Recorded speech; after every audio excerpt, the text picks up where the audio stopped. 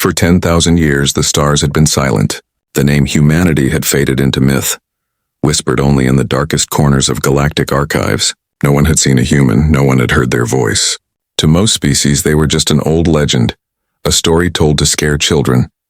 The Galactic Council believed they were gone forever. They said humans were too violent, too emotional, too unpredictable to survive. But the universe had a way of remembering its ghosts.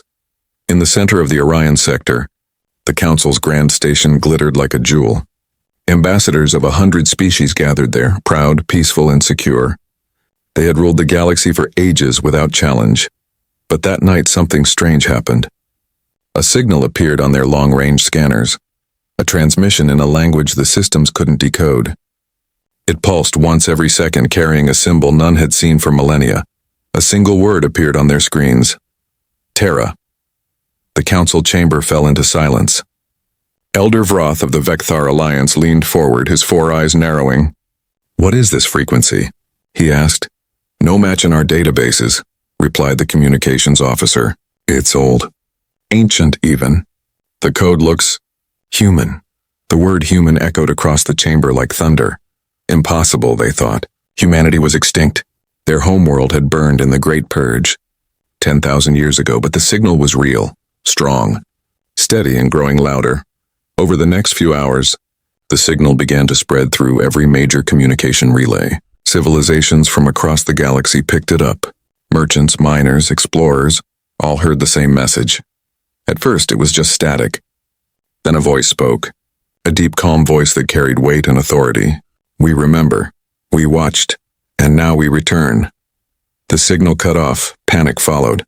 Worlds that had long forgotten fear suddenly felt it again. The council called an emergency meeting. Armadas were placed on alert. Scanners searched every sector for movement. Days passed with no further contact. Some species laughed at the panic, saying it was a trick, some forgotten AI. Others whispered that the humans had survived and they were coming back. But then, the stars themselves began to change. In a distant system, near the edge of the galaxy, a fleet appeared out of nowhere. No warp signature, no known drive pattern. Hundreds of massive ships, black as night, emerged from the void, silent, cold, and perfectly aligned. The first to detect them was a patrol vessel of the Cran Dominion. The ship's sensors froze the moment they tried to scan the newcomers. Within seconds, all systems shut down, lights flickered, engines died. Then one of the human ships transmitted a single line: "Cran Dominion, we remember your betrayal." And with that, the entire patrol vanished from the grid. When the news reached the council, chaos erupted. Who were these beings? How did they have such power? The humans, it seemed, were not only alive, they had evolved. Their technology was beyond comprehension. They no longer used standard warp drives. Their ships moved like shadows, appearing and disappearing without trace. Entire fleets tried to intercept them. None returned. A historian named Relna from the Oralis cluster was among the first to connect the pieces. She studied old war logs from 10,000 years ago, records from the day the humans were supposedly destroyed. According to her findings, the purge of Earth had never been confirmed. The Council had attacked, yes, but no proof of total extinction existed. A fragment of an old log mentioned massive human colony ships leaving the solar system just before the bombardment began.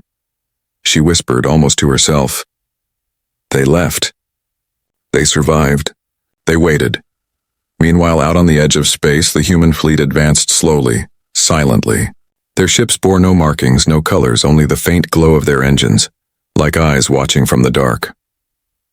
On the bridge of the flagship Erebus, Admiral Leon Vance stood before a massive viewport. His uniform was plain black, his expression unreadable. He had lived his entire life preparing for this moment. The return. 10,000 years, he said quietly. 10,000 years they thought us gone. Behind him, officers watched him in silence, waiting for his command. "They destroyed our home," Vance continued, his voice calm but filled with emotion. "But we built new ones. They erased our name, but we became legends. Now it's time they remember who we are." His eyes turned toward the holographic map showing the Council worlds. "Begin Phase 1. Phase 1 began with silence. Human ships did not invade. They did not broadcast demands.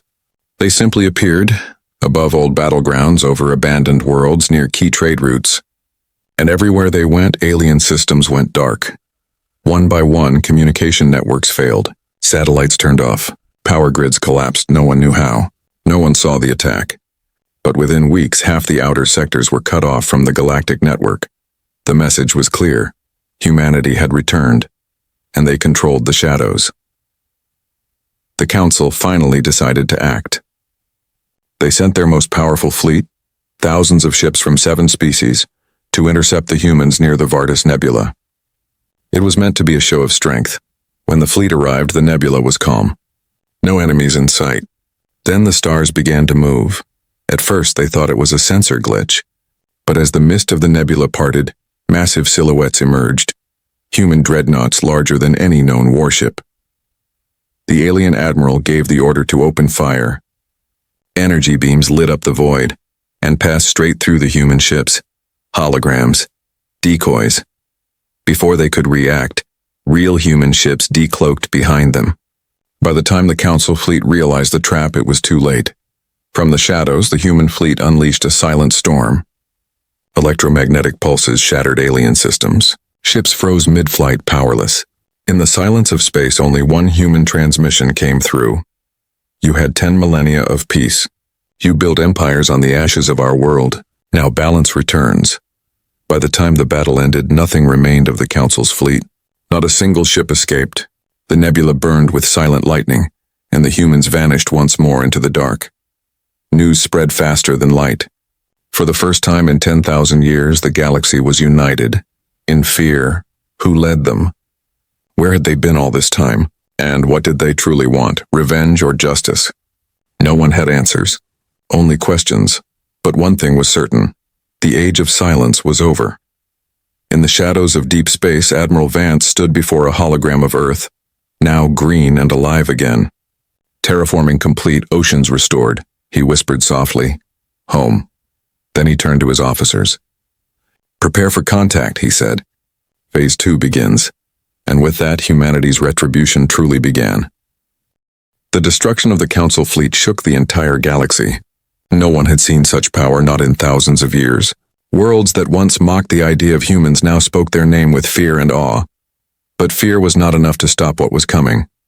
The humans did not answer hails, did not open communication, and did not make demands. They simply moved, silent, unstoppable, and precise. Wherever their black ships appeared, old war records vanished, ancient databases were erased, and entire defense grids went offline. The galaxy's most powerful civilizations felt powerless for the first time. Inside the Council chamber, panic had turned to desperation. Elder Vroth slammed his hand on the table. We must negotiate, find them. Speak to them before they destroy us all. Negotiate? Another counselor shouted. They are ghosts with godlike power. How do you negotiate with something that doesn't answer? But one voice rose above the chaos, a quiet, trembling one. It was Relna, the historian who had studied humanity's past. Maybe they're not here to destroy, she said. Maybe they're here to remind us. Her words made the room fall silent. Vroth turned toward her. Remind us of what? She looked around the chamber. Of what we did. 10,000 years ago, we burned their world. We silenced them. But we never asked why they fought us. Maybe now, they're asking us to remember. Far from the Council's world, in the cold void beyond the galactic rim, the human flagship Erebus floated like a dark titan. Inside, Admiral Leon Vance stood before a vast holographic display showing the entire Council region. Red dots marked the systems that had fallen silent. Green ones marked those still active. Few remained. Commander Isha Rao stepped beside him. Phase 1 complete. All outer sectors neutralized. No resistance remains, Vance nodded. Good. Begin message preparation. It's time the galaxy heard our voice, Monk, and remembered the truth. Hours later, across every world, every device, every ship, the same signal appeared. Screens flickered, communications froze, and a human face appeared. Calm, emotionless, yet commanding. This is Admiral Leon Vance of the Terran Armada. 10 millennia ago, your ancestors destroyed our home, believing us gone. We survived. We evolved. We waited. You called us savages, monsters. But it was you who feared what you did not understand. He paused, his eyes cold and steady. We do not come for revenge. We come for justice and remembrance. Those who raise their worlds upon the ashes of Earth must answer. The message ended. Silence followed. But for the first time in history, the galaxy listened. In secret, the Council assembled what remained of their forces. Scientists worked day and night to create countermeasures. They called it Project Dawnlight, a desperate plan to use an ancient energy weapon from before the Purge. The Council's hope was to use it as a final defense, a weapon strong enough to pierce even human armor. But they didn't know the humans already knew. Inside Erebus, Vance watched their preparations through long-range scans. Project Dawnlight, said Isha, a relic from their golden age. Dangerous but unstable. Vance smiled faintly. They still haven't learned. Every time they fear, they reach for destruction. He turned away from the screen. Let them. This time we show them what humanity truly is. Days later, the final confrontation began. The Council gathered its entire remaining armada above their homeworld, a fortress planet surrounded by rings of defense satellites. Billions watched across the galaxy. The air was filled with fear and tension. Then the stars around the planet dimmed. Thousands of black shapes appeared, silent and endless. The Terran Armada. A voice echoed through every frequency. We are the children of Earth. We come not to rule, but to remind. You destroyed our home, but never our spirit. You took our name, but not our will. For a moment, no one moved. Then the Council's Supreme Commander gave the order, Fire Dawnlight. A beam of white energy cut through the void, brighter than a star. It struck the lead human ship directly. For a second, everyone thought they had won. But when the light faded, the ship still stood, untouched. Then came the reply. Human ships opened fire, not with energy or missiles, but with light, streams of golden radiation that spread like wings across space. Every alien ship system shut down at once, yet no one died.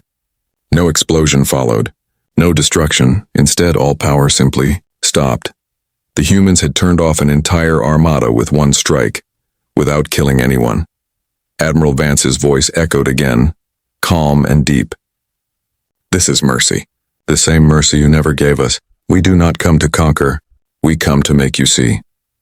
Then, one by one, the Council's leaders found their minds filled with visions. The humans had activated a psychic transmission, an echo of memories from the past. They saw Earth long ago, beautiful and alive. They saw alien fleets burning its skies, cities turning to ash, children crying under collapsing stars. And they saw humanity's last ships leaving, carrying hope, anger, and a promise that one day they would return. When the visions ended, many council members were in tears. Relna fell to her knees. They never wanted war, she whispered. They wanted peace. We destroyed them because we feared what they could become. Elder Vroth trembled. What do we do now? Her eyes rose slowly. We listen. The humans did not press further. They didn't destroy worlds or occupy planets. Instead, they activated what they called the Network of Remembrance, a system of satellites placed across every sector, broadcasting the history of Earth and humanity's rise, fall, and survival. The message was clear. Never forget what fear can destroy. Within weeks, the galaxy began to change. Old rivalries ended. Former enemies began speaking again. The Council dissolved, replaced by a new alliance built on respect, one that included humanity at its heart. A few months later, Admiral Vance stood again on Earth's surface. The skies were blue, the oceans deep. Cities rose once more, built from both human and alien hands. Commander Isha walked beside him. You think they'll remember this time? She asked. Vance looked toward the horizon where the sun touched the ocean. They will, he said, because now the stars carry our story. He paused, his voice softer now. Retribution was never about destruction. It was about balance. The galaxy feared us for what we could do, but they'll learn to honor us for what we became. Far above, the Erebus drifted quietly in orbit. Its AI voice echoed softly through the ship's systems. Mission complete. Humanity restored. And across the galaxy, millions looked up to the night sky, seeing the same signal glowing faintly. The word that started it all. TERRA. The name of a world once lost, now reborn. The legend of a species that refused to die, the silence that lasted 10,000 years was finally broken, and the universe would never forget again. The end.